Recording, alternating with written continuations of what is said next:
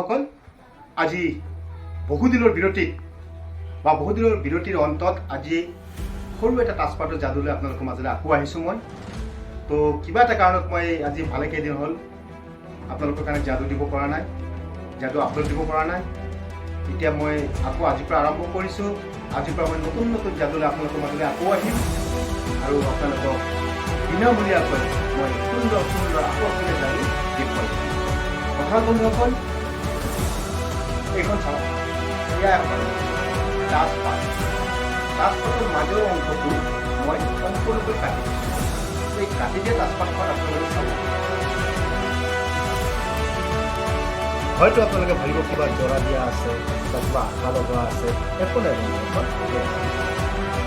কথা হ'ল, এখন তাছপাত কাটি মাজৰ অংশখিনি জ্বলাই দিছোঁ আৰু মই যাদুৰ দ্বাৰাই সেই মাজৰ অংশখিনি কেনেকৈ আনিম তাকে আপোনালোকক দেখুৱাব।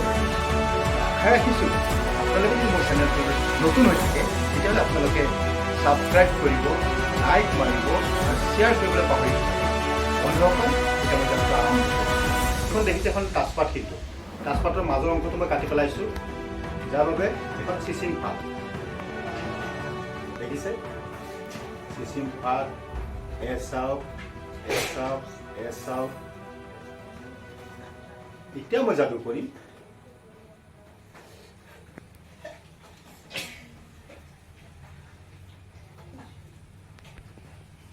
দেখিছে তো বন্ধুসকল, চিচিম পাত তাছখনক মই আকৌ আগৰ তাছপাতৰ দৰে কৰিছোঁ। গতিকে এইটোৱে হ'ল যাদু, এইটো টেকনিক, কৌশল আৰু মেজিক আৰু ব্ৰেইন।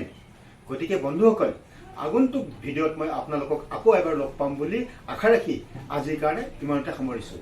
নমস্কাৰ।